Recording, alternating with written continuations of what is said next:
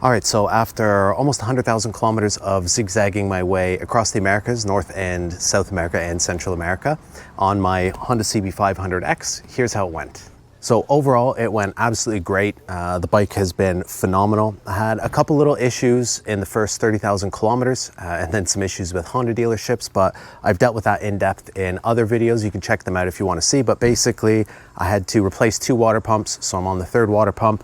I had a head steering bearing nut go loose, which may or may not have been my fault or Honda's. And that's pretty much about it. I had some other chain stuff, but whatever. Full disclosure, I'm a ride it hard and put it away wet kind of guy. The bike was ridden hard daily for about 2 years. During that time, it got what it needed, but that's about it. Oil changes a little before or after the recommended interval. Chain lube at least once a week, but barely ever cleaned. That's the chain or the bike. I barely ever cleaned either of them. I went through about 5 chains, and I probably could have halved that with rigorous and religious chain maintenance, but that's life on the road. But other than that, the bike's needed pretty much nothing. I did 1 valve service at around 50,000 kilometers, swapped the fluids out, like the brake and coolant fluids, and I've done some brake pads. But other than that, that's pretty much all the bike's needed. So there's a couple little things on the bike that have happened. So one is the windscreen bolts. I've had the windscreen come off on me twice. The crash bar that I have here, it's all bashed and rusted and broken. I got a bunch of other scrapes, marks, all that kind of stuff all over the bodywork, the tank. So the bike has started rusting in a couple of spots. I'm not really gonna fault Honda for that. I've ridden on beaches, like ocean beaches where you get full of salt. I've ridden on the salt flats in Uyuni in Bolivia, again, full of salt. I probably didn't wash it quick enough after the ocean. I definitely washed it right after the salt flats, but again, they get all that salt coming in, there's not a whole lot you can do. So they got some rust on some different spots. I saw on the crash bar, there's quite a few spots on the frame where rust is kind of just starting. On the tank where it's rubbed away, the horn, there's quite a few little bits of rust.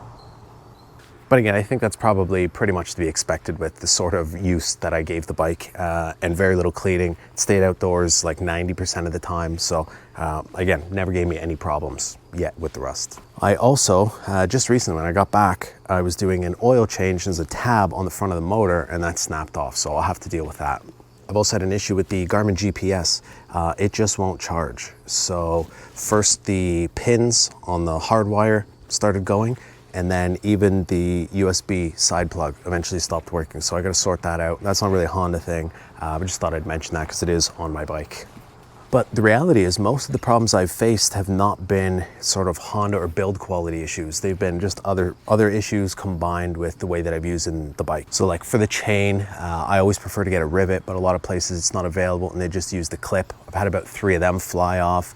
I did have some aftermarket wheels on it. I'm gonna have to sort them out. They've gotten all damaged and stuff again from use and abuse.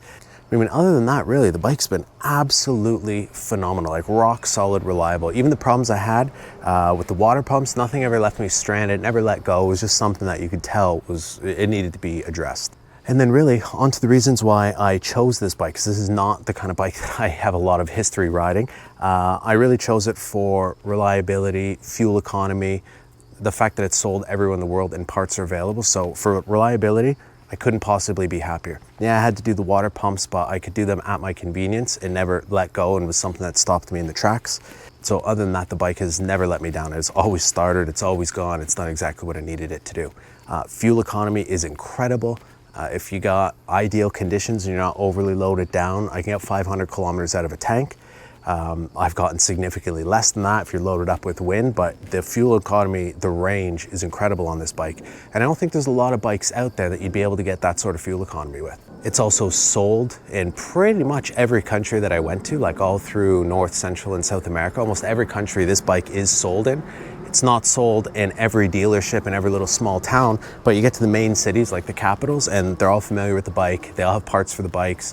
No problem getting, oil, filters, whatever you need. So that was good. A lot better than riding a BMW or KTM where no one's ever seen before. And then the other reason I chose it was the size. I was inclined to go for a much larger bike. Anybody that I know that did the trip told me go much, much smaller. I couldn't do a 250, so I went with this, and I really think it was the perfect sort of, I call it the compromise bike.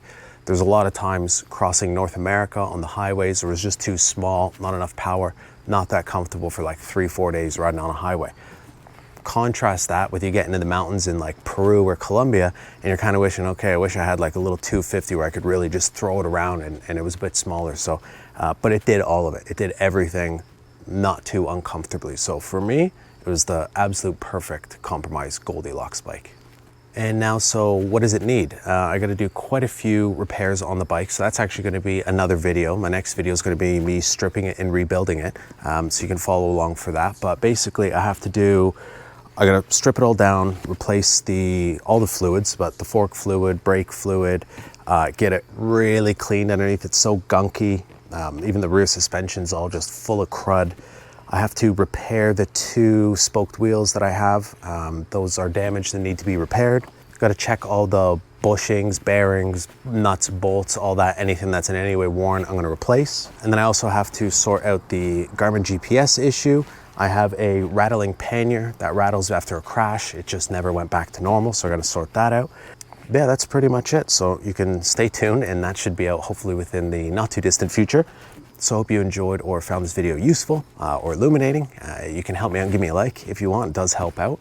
And yeah, stay tuned for the next one. Let me know what you thought of the video. Let me know your experiences with your bike. If you had better experiences, worse experiences. Are going to be hard to have a lot better because I really didn't have that much go wrong other than the known water pump issue. So that's it. Stay tuned. Thanks.